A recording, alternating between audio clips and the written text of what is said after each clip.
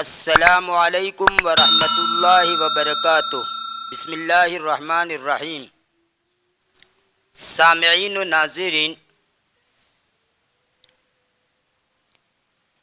اردو زبان کی دوسری کتاب کے 7 اسباق آپ کے سامنے پیش کیے جا چکے ہیں۔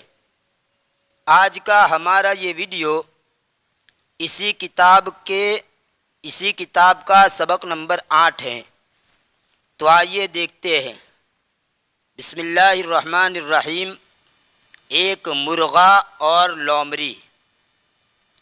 لومڑی بڑی ہیلہ باز ہوتی ہے۔ ہیلہ باز، یہ ہیلہ اور باز ان دو سے مل کر بنا ہے۔ میں اس سے اگلے ویڈیو کے اندر اشارہ کر چکا ہوں کہ سابقہ اور لاحقہ کس کو کہا جاتا ہے۔ لاحقہ مین جو لفظ ہوتا ہے، اصلی جو لفظ ہوتا ہے اس کے بعد لگتا ہے، جیسے یہاں پر یہ ہیلہ اصل لفظ یہ ہے اور اس کے ساتھ یہ باز کو لگایا گیا، تو یہ گویا لاحقہ ہے۔ اور کبھی کبھی جو اصلی لفظ ہوتا ہے اس سے پہلے لگتا ہے، اس کو سابقہ کہا جاتا ہے۔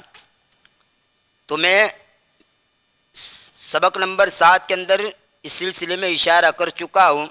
تو ہیلہ باز یعنی ہیلے والی، ایسے ہی دغا باز، دھوکے باز۔ ایک تو باز جو ہوتا ہے وہ پرندہ، جو اڑنے والا پرندہ ہوتا ہے، اس کو بھی باز کہا جاتا ہے۔ اور ایک باز جو ہوتا ہے باز آ جانا یعنی رک جانا، اس سے باز آ جاؤ ہم کہتے ہیں، یعنی اس سے رک جاؤ۔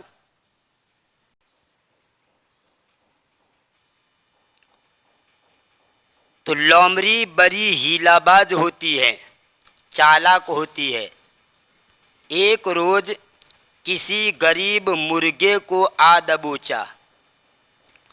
ایک روز کسی غریب مرغے کو آ دبوچا اور چاہا کہ مارنے سے پہلے جرم اس بیچارے کے ذمہ لگائے، یعنی پہلے اس ایسی چالاکی استعمال کی کہ اس کو گنہگار ثابت کرے اور اس کے بعد اس کو مار ڈالے تاکہ قصوروار وہ نہ ٹھہرے،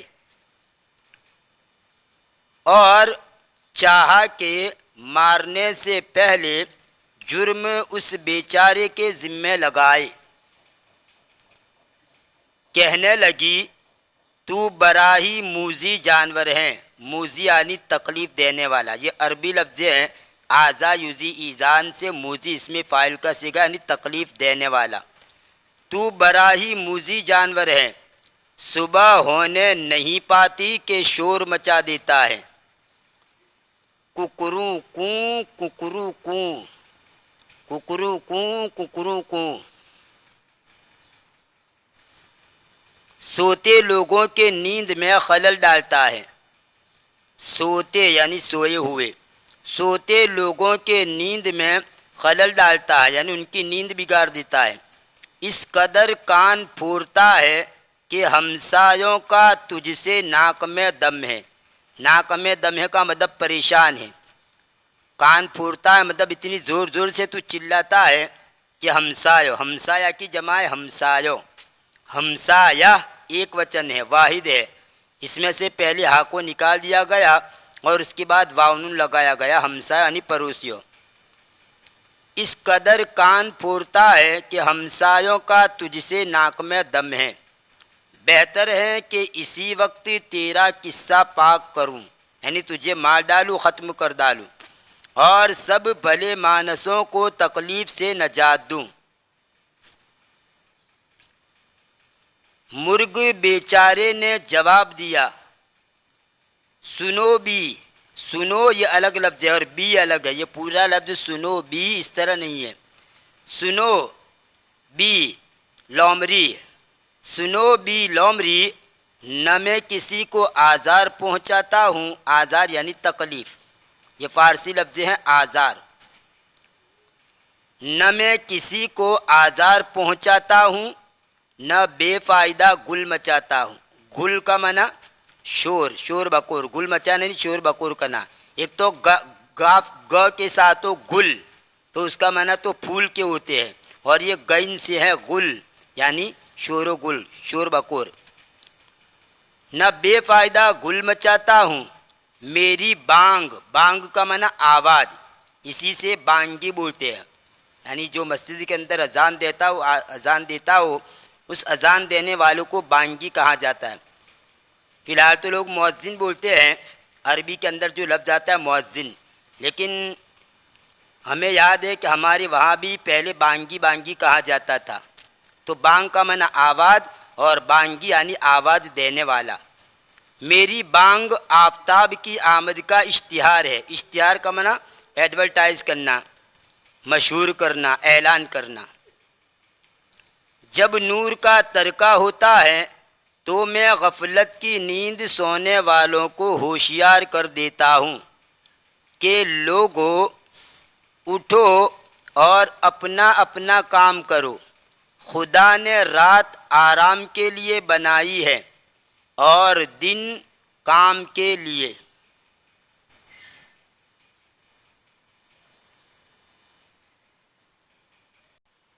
قرآن کریم کے اندر ہے وجعلنا نومکم سباتا وجعلنا اللیل لباسا وجعلنا النہار معاشا، تو رات جو ہے وہ سونے کے لیے اور دن کام کرنے کے لیے ہے۔ اب تم ہی انصاف کرو کہ میرا غوغا مچانا لوگوں کو فائدہ پہنچاتا ہے یا نقصان۔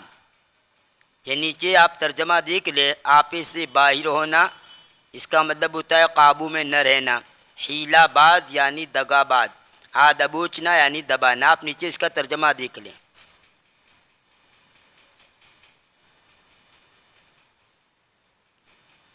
سنگ دل، سنگ کا معنی پتھر اور دل کا معنی دل۔ سنگ دل یہ دو لفظوں سے مل کر بنانی پتھر جیسے دل والا، جس کے دل کے اندر ذرہ برابر دیا رحم کا مادہ نہ ہو۔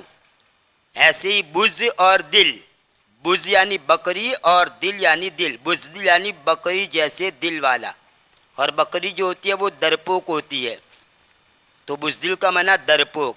تو سنگ دل پتھر جیسے دل والا یعنی سخت جس کے اندر رحم ترس نہ ہو، اور بزدل یعنی درپوک۔ سنگ دل لومڑی پر اس تقریر کا کچھ اثر نہ ہوا، اور یہ کہہ کر کہ زیادہ بحث کی فرصت نہیں، میرے ناشتے کو دیر ہوئی جاتی ہے، بیچارے مرغے کو چیر پار کر چٹ کر گئی یعنی کھا گئی۔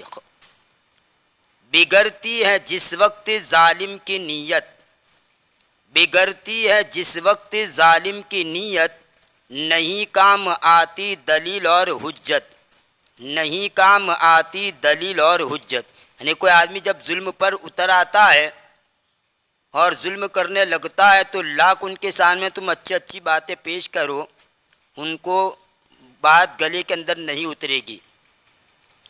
تو بگڑتی ہے جس وقت ظالم کی نیت، نہیں کام آتی دلیل اور حجت۔